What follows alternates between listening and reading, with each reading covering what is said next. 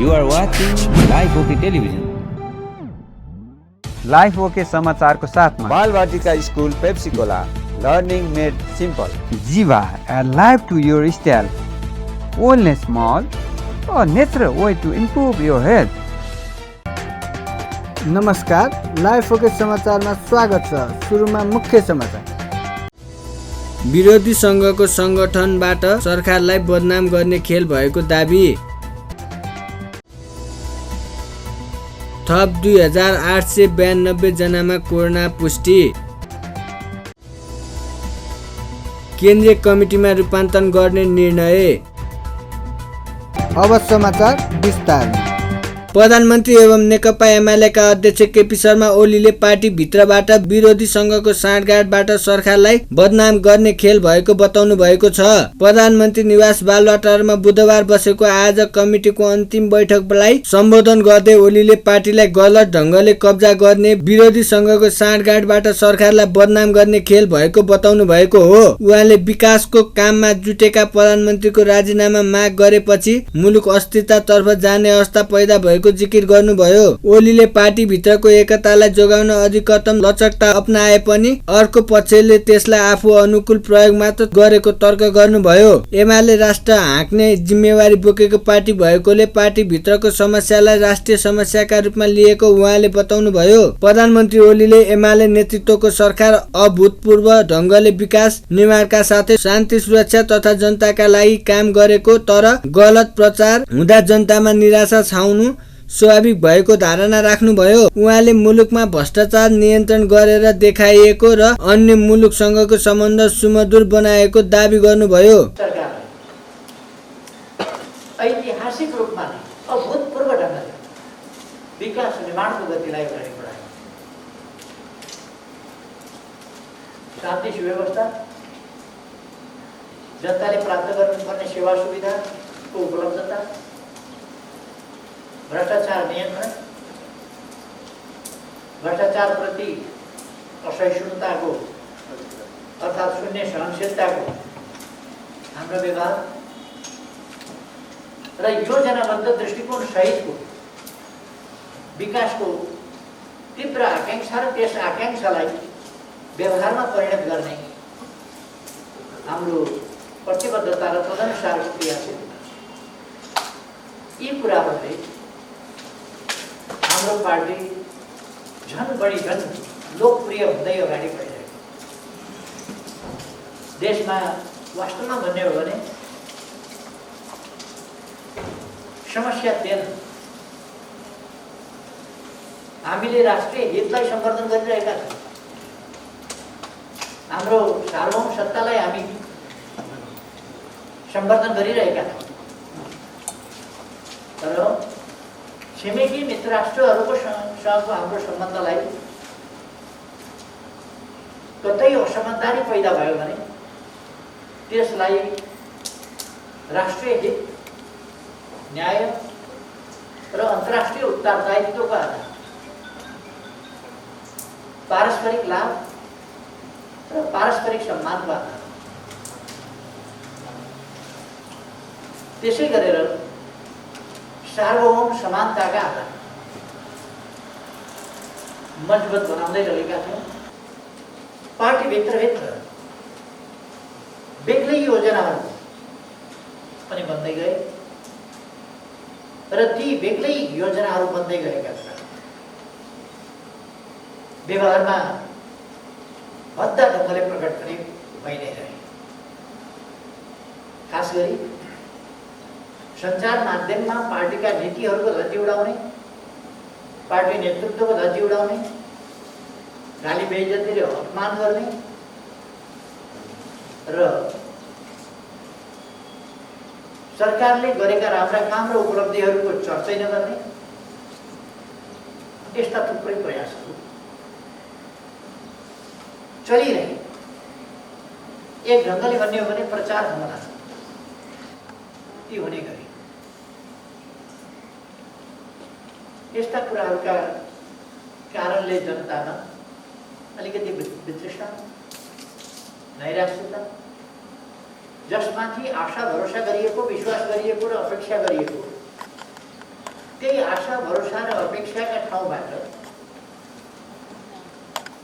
त्यही संस्थाबाट त्यस विपरीतका कतिपय प्रवृत्ति र क्रियाकलापहरू प्रकट हुँदा जनता दुखित र निराश हुनु अस्वाभाविक।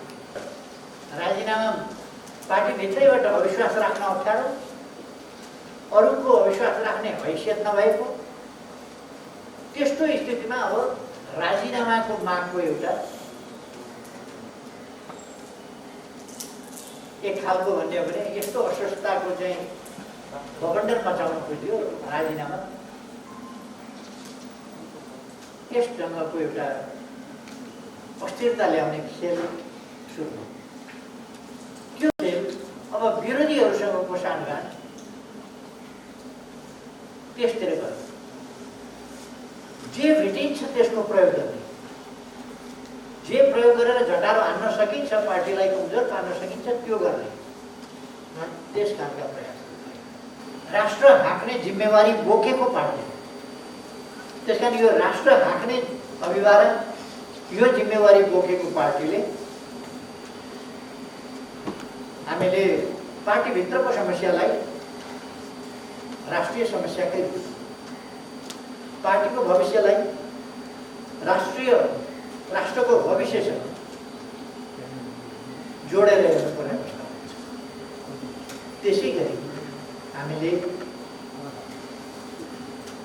केही अस्वस्थ कुराहरूलाई, अनुचित कुराहरूलाई पनि स्वीकारेर भए पनि पार्टीको एकता जोगाउँ भनेर प्रयास गर्ने लचिलापन देखायौँ। त्यो लचिलापनले पटक पटक सम्झौता गरे।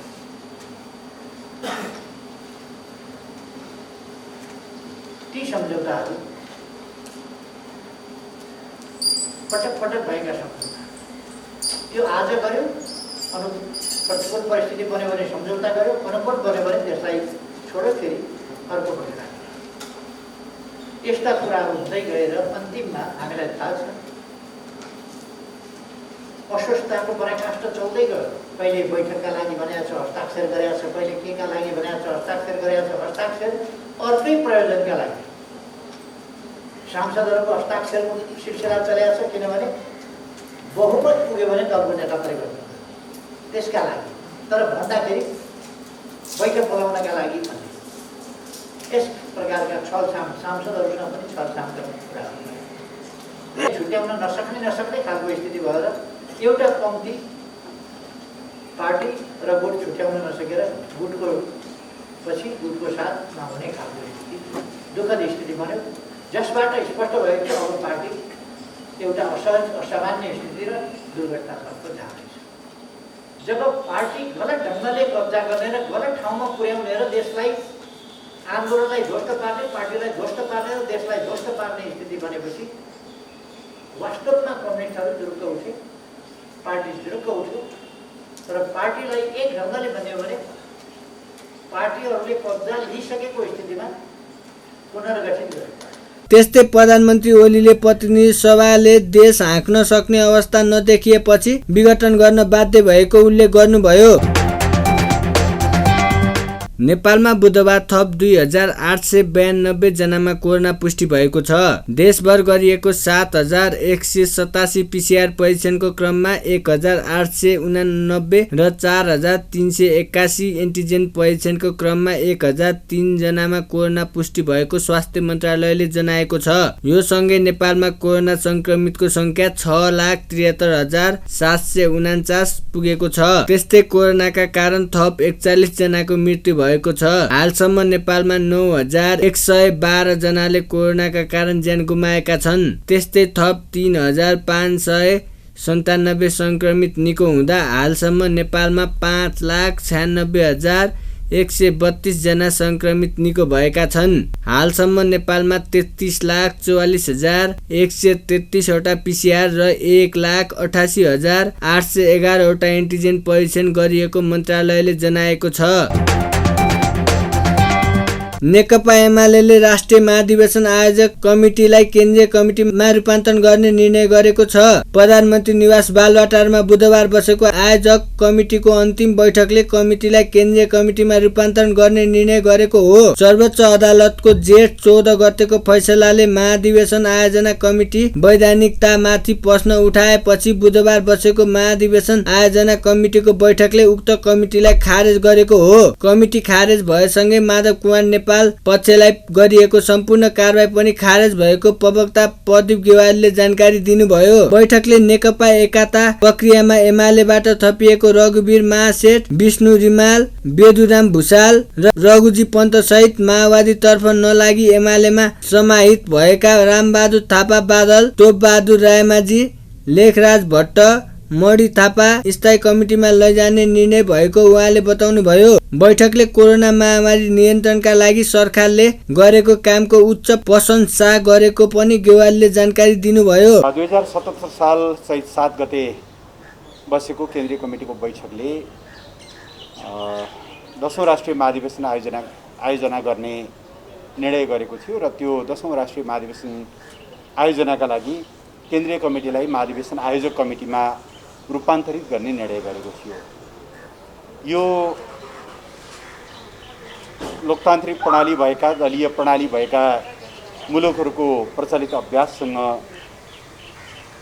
मेल खाने, हाम्रो आफ्नो पार्टीको विधान अनुरूपको र राजनीतिक दल सम्बन्धी ऐन 2073 को अक्षर र भावनासँग पनि मिल्ने निर्णय थियो र यो एउटा आवश्यकताले पनि निर्देशित गरिएको थियो। निर्णय गर्दाखेरि नेकपा एमालेको महाधिवेशन 2071 साल साउनमा सकिएको थियो।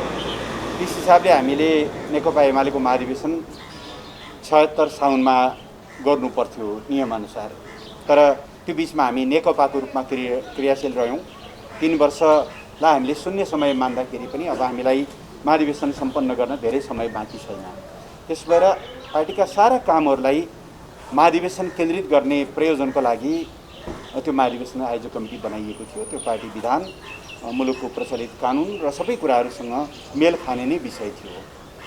तर यस बिचमा सर्वोच्च अदालतले गएको जेठ 27 गते एउटा फैसला गर्यो। त्यो फैसला हुन त अन्तरिम हो, तर त्यो फैसलाले महाधिवेशन आयोजक कमिटीका क्षेत्राधिकार, यसको कार्य अधिकारमाथि केही प्रश्नहरू उठाएको अवस्था छ। अदालतको जस्तो फैसला आएको छ त्यो त्रुटिपूर्ण छ। त्यो प्रचलित राजनीतिक दल सम्बन्धी ऐनको खास गरेर त्यसको दफा 2 खसँग बाजिएको छ र आफ्नो पार्टीको विधानले बनाएको व्यवस्था अनुसार हरेक पार्टीहरू चल्न पाउनुपर्छ। उनीहरूको अधिकारलाई पनि यसले कटौती गरेको छ अथवा त्यसलाई उपेक्षा गरेको छ। यो हाम्रो निष्कर्ष छ। यो निष्कर्षका साथ हामी यसको कानुनी प्रतिवादमा ब्याकेटमा गइ पनि सकेका छौँ, यहाँहरूलाई थाहा छ। तर विधिको शासन पालना गर्ने पार्टीले त्यो जतिसुकै अप्रिय भए पनि अर्को अन्यथा निर्णय नहुँदासम्म अदालतको आदेशको पालना गर्नु हाम्रो कर्तव्य पनि हो। त्यसकारणले हामीले त्यो अदालतको फैसलालाई समेत ध्यानमा राखेर, त्यो मात्रै होइन त्यसका अरू पनि कारणहरू छन्, पार्टी एकताका निम्ति यसबीचमा भएका निरन्तरका प्रयासहरू, अध्यक्षले गएको जेठ 23 गते गर्नुभएका आह्वानहरू, यी सबै पनि छन्। तर सँगसँगै अदालतको एउटा सन्दर्भलाई समेत ध्यानमा राखेर 10औं राष्ट्रिय महाधिवेशन आयोजक कमिटीलाई पुनः केन्द्रीय कमिटीमै रूपान्तरित गर्ने र अब पार्टी केन्द्रीय कमिटीकै तहबाट सञ्चालित हुने, केन्द्रीय कमिटीकै नामबाट सञ्चालित हुने पहिलो निर्णय हामीले यो गरेका छौँ। दोस्रो निर्णय हामीले गएको यसभन्दा अगाडि नै निर्णय गरेका छौँ। नेकपाको केन्द्रीय कमिटीमा रहेका, नेकपाको स्थायी कमिटीमा रहेका सदस्यहरू, उहाँहरू हामी पार्टी एकताको विरासत बोकेको पार्टी हुनुको नाताले स्वाभाविक रूपमा उहाँहरू पनि हाम्रो पार्टीको एउटा चाहिँ जिम्मेवारीमा रहनुहुन्छ। तदनुसार अब जो साबिक स्थायी कमिटीमा नरहनुभएका 2075 साल जेठ 3 भन्दा अगाडि नरहनुभएका तर नेकपा कालमा रहनुभएका comrade Rambahadur Thapa, comrade Topbahadur Rayamajhi, comrade Lekhraj Bhatt, comrade Manichandra Thapa, comrade Vishnu Rimal, comrade रघुवीर महासेठ, कमरेड रघुजी पन्त र कमरेड बेजुराम लुसाल उहाँहरू समेत स्थायी कमिटीमा रहने गरिकन चाहिँ यो स्थायी कमिटीको प्रबन्धलाई समेत यसले निर्णय गरेको छ। त्यसै गरी केन्द्रीय कमिटीको आगामी बैठक 78 असार 18 गते बिहान 11 बजे काठमाडौँमा बस्नेछ। चौथो यो 2078 वैशाख 12 गतेको दोस्रो राष्ट्रिय महाधिवेशन आयोजक कमिटीको तेस्रो बैठक र जेठ 10 गते बसेको स्थायी कमिटीको 7औं बैठकले पार्टीका कतिपय नेता कार्यकर्ताहरूमाथि कारबाही गरिएको अवस्था थियो। महाधिवेशन आयोजक कमिटीलाई केन्द्रीय कमिटीमा रूपान्तरित गर्ने यो फैसलासँगै त्यो कारबाही निष्प्रभावी भएको छ। अब त्यो कारबाहीको कुनै सन्दर्भ रहेन। त्यसो भएको हुनाले यो निर्णयसँगै पार्टी एकतालाई थप सुदृढ गर्ने, एकताबद्ध गर्ने एउटा नयाँ आधार पनि सृजना भएको छ। त्यो आधारलाई सम्मान गर्दै, त्यसलाई कदर गर्दै पार्टी एकतामा रचनात्मक सृजनात्मक योगदान गर्न नेता कार्यकर्ताहरूलाई पार्टीले आह्वान गरेको छ आजको बैठकबाट। यसै गरी भारतमा स्वास्थ्य उपचार गराइरहनुभएका पार्टीका वरिष्ठ नेता पूर्व प्रधानमन्त्री कमरेड जलनाथ खनालको स्वास्थ्य लाभको कामना गरेको छ बैठकले। उहाँको उपचार खर्चको जिम्मेवारी लिइदिएकोमा सम्माननीय प्रधानमन्त्री र नेपाल सरकारलाई धन्यवाद दिइएको छ। त्यस्तै गरी बैठकले कोभिड-19बाट दिवंगत हुनुहुने 9000 भन्दा बढी नेपाली दाजुभाइ दिदीबहिनीहरू, जसमा हाम्रो पार्टीका केन्द्रीय नेताहरू पनि हुनुहुन्छ, पशुपति चौलागाई, योगनारायण यादव लगायतका नेताहरू, उहाँहरूप्रति श्रद्धासुमन अर्पण गरेको छ। कोभिडका विरुद्ध सरकारले गरेका कामहरूको समीक्षा गर्दै त्यो समग्रमा प्रभावकारी रहेको हामीले निष्कर्ष निकालेका छौँ। पछिल्लो समय खोप सम्बन्धमा भइरहेका प्रगतिहरूको बारेमा पनि प्रधानमन्त्रीले जानकारी गराउनु भएको छ। त्यसप्रति हामीले खुसी व्यक्त गरेका छौँ र अझ पहलहरूलाई तीव्र पार्दै छोटो समयभित्रै सबै नेपालीहरूलाई खोप उपलब्ध गराउन सरकारलाई आह्वान गरेका छौँ। त्यस्तै गरी यो वर्षको मनसुनसँगै बाढी पहिरोको अत्यन्त ठुलो विपत्ति आयो। त्यसले सिन्धुपाल्चोक, मनाङ लगायत देशका धेरै जिल्लाहरू प्रभावित भए, अरबौँ मूल्यको क्षति भयो। यसप्रति सरकारले तत्काल रेस्पोन्स पनि गर्यो।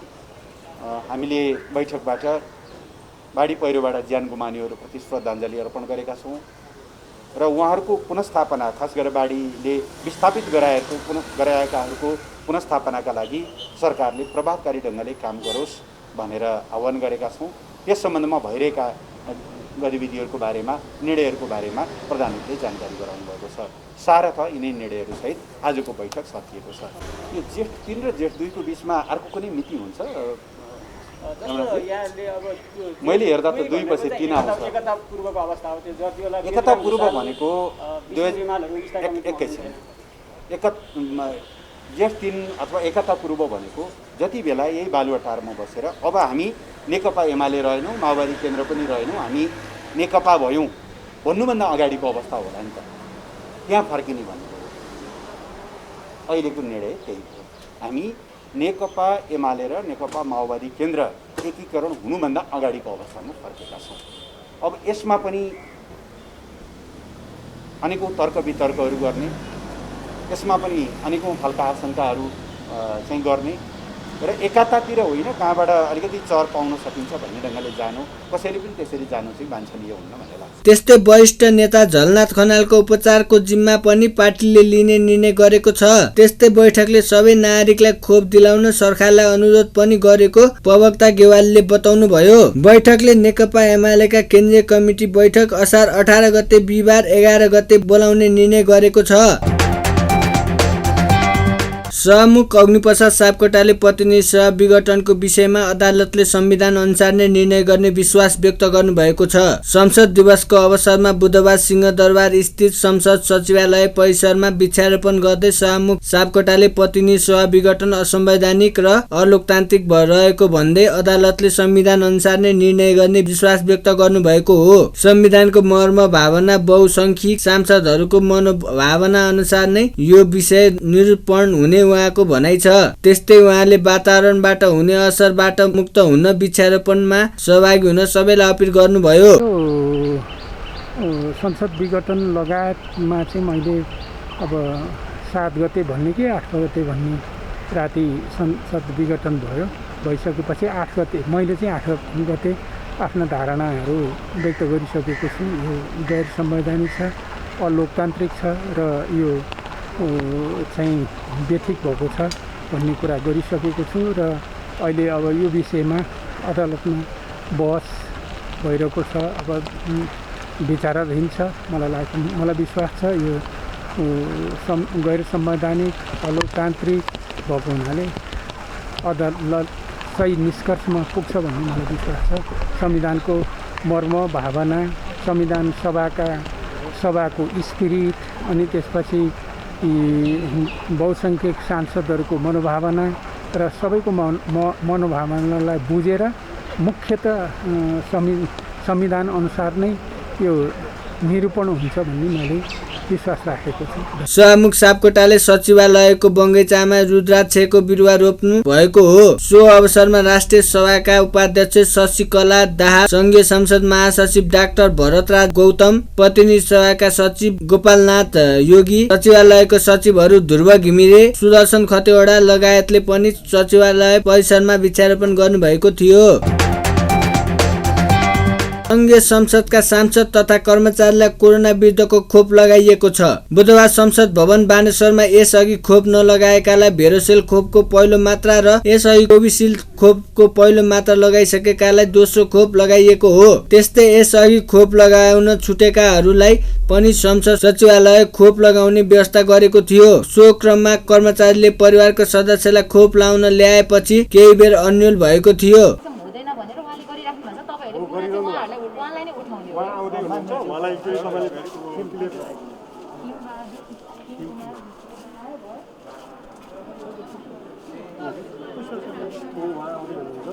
क्लियर गराइदिनुहोस् है म्याडम।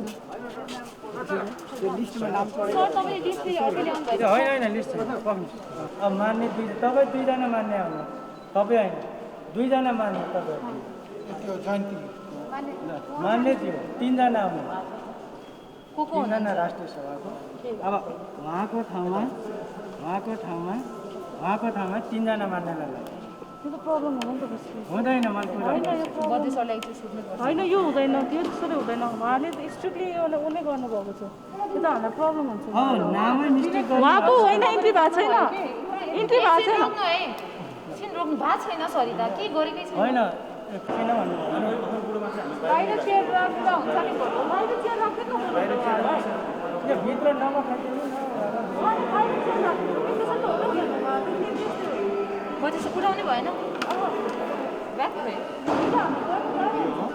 यसरी नाम काट्दै गर्नु थाल्यो भने पछि यही मान्छे आयो भने होइन, यसको ग्यारेन्टी म छु त, मैले लगाइदिएको छु त।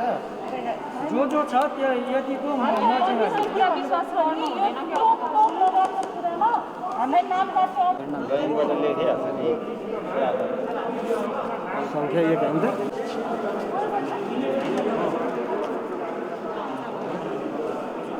मेरो गाउँपालिका होइन, यहाँको चाहिँ यहाँ 9 नम्बर तपाईँको त्यो नाम चक्रबहादुर सही नाम छ। म प्यारालाइसिस पेसेन्टै लगाइदिनु। कर्मचारीले आफ्नो नाममा परिवारका सदस्यहरूलाई खोप लगाउन आग्रह गरेका थिए भने केही कर्मचारीका परिवारलाई पनि खोप लगाइएको थियो। यता संसद सचिवालयले भने सांसद तथा कर्मचारीलाई मात्र कोरोना विरुद्धको खोप लगाइएको जनाएको छ।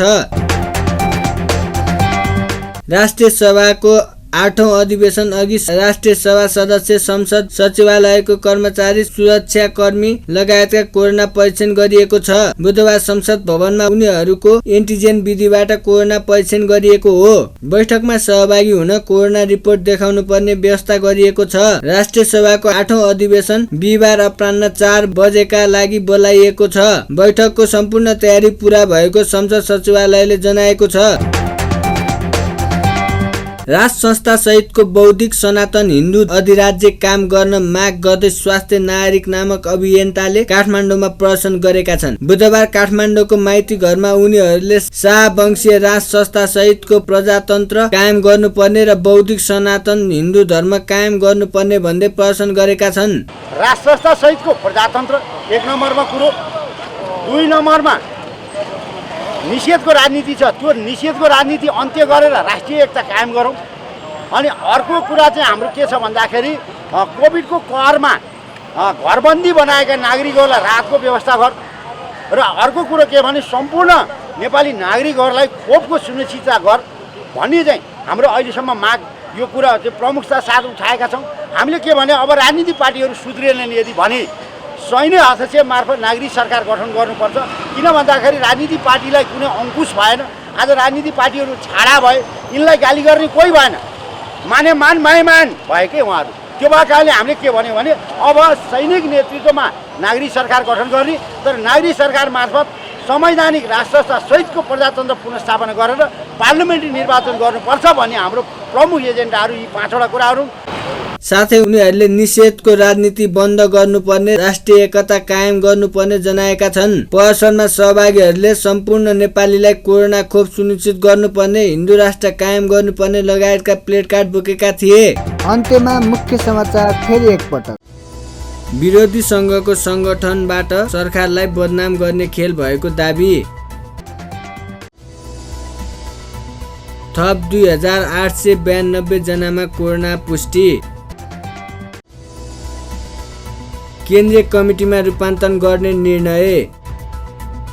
हस्त अहिलेका लागि लाइफ ओके समाचार यति नै। हेर्दै गर्नुहोला लाइफ ओके टेलिभिजन। नमस्कार। लाइफ ओके समाचारको साथमा Balbatika school Pepsicola, learning made simple. Jiva, a life to your style. Wellness Mall, a natural way to improve your health.